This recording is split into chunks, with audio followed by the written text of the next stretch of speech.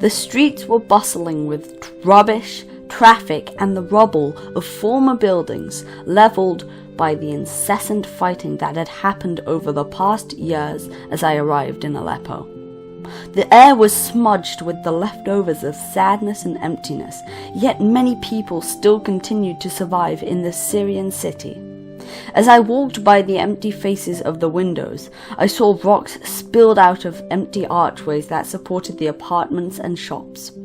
Turning around a corner and out into another road, a makeshift market with stands holding carrots and oranges for sale displayed some vibrant colours other than the bleak shades of grey that could be seen throughout the city. As a group of women wearing hijabs walked by, the man taking me in for the duration of my stay in Aleppo strode up to me, shook my hand and smiled. He identified him as Iman.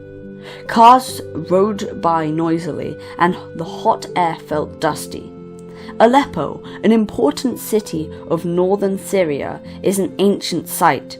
The area was chosen to be the home of the settlers who stumbled upon land that would be good not only for planting crops, but also a tactical area to fend off attackers.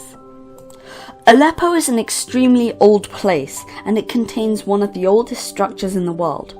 This structure is a temple dedicated to the Near Eastern storm god Hadad, dating back to 5,000 years ago in the 3rd millennium BCE. Having undergone the rule of many cultures, such as the Egyptians, Aleppo is remarkably resilient, and people have continued to live in the action-packed city, even to today. The sun began to set, and an array of deep orange hues streaked across the sky.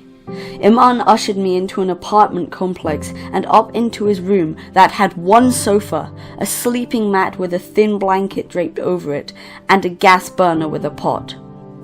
Good, we're inside. We can't stay out too late, and it gets dangerous at night. Foreign militants rule over parts of the city, and police do nothing to stop them. They fear the militants, he said to me. As I lay down on the mat that Iman graciously offered to me, I slipped into a troubled sleep, filled with questions about why someone would want to live in Aleppo. It just did not make sense to me. Syria is a country located in West Asia. Syria is currently the home to many displaced Syrians, but parts of it are also the battlegrounds to many forces. The powers that control the region in which Aleppo lies, which is not far from the rebel-owned territories, is the Syrian government, which takes up most of mid and southern Syria as well as parts of the northwestern region. Kurdish forces occupy much of the northeastern Syrian lands, and Turkish and rebel forces occupy their own small portions of Syria. Finally, ISIL controls small strips of Syria. Iman woke me up as rays of sunlight glared through the hole that looked out onto the busy street. Sitting on the sofa, he handed me an orange from a small basket in the corner of the room. I looked at him curiously and asked him why people would want to live here. He looked taken aback at the question, as though the answer was obvious. I thought it seemed crazy to want to live here. Aleppo was a part of me. I could never bear to leave. Before fighting, Aleppo had a different culture. It was part of the people that lived here, he told me. This led me to wonder about the cultural aspects of how the city had changed throughout the years. To start, the education of the children in Aleppo had been greatly reduced due to the loss of population. However, other aspects of the culture still remain. The incentive to work has remained, although it has evolved. Much of the income to Aleppo consisted of the famous natural olive soap that was sold. However, many factories have been pillaged and looted from. Fruit is still sold, as are other crops, and some soap is still being produced. Raising children had changed a lot as well, for now many people fear letting their children play outside alone because of the dangerous people. People feared raising them in the first place because of the possibility of fighting and because of ineffective police. However, there was still a lot of culture, and much of the clothing worn by people remained the same. Women still wore hijabs out and about. Questions led to more questions, and soon I pondered about what were some of the most important cultural aspects that kept people going throughout the hardship. Speaking to an owner of a soap factory, I learned that many owners of factories had lost their jobs. He became emotional and sad, recounting the days when his factory would sell millions of dollars worth of soap abroad. Now, only a minuscule percent of the soap was produced per week, but workers were still passionate about making their famous Syrian olive soap. As we walked outside, families strolled by. I thought back to my questions from the night before, and now it seemed more obvious to me.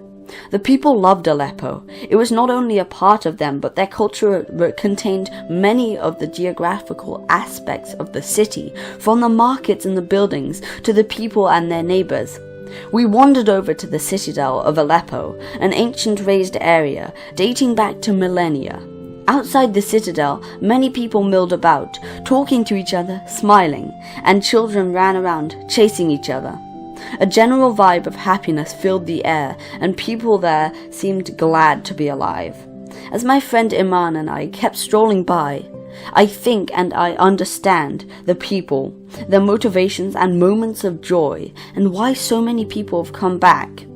I feel like I understand Aleppo in a new light, a lens clear from my culture back in America.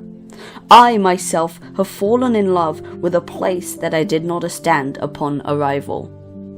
I later learned what Iman really means. Iman is an Arabic word that means sticking strongly to one's faith.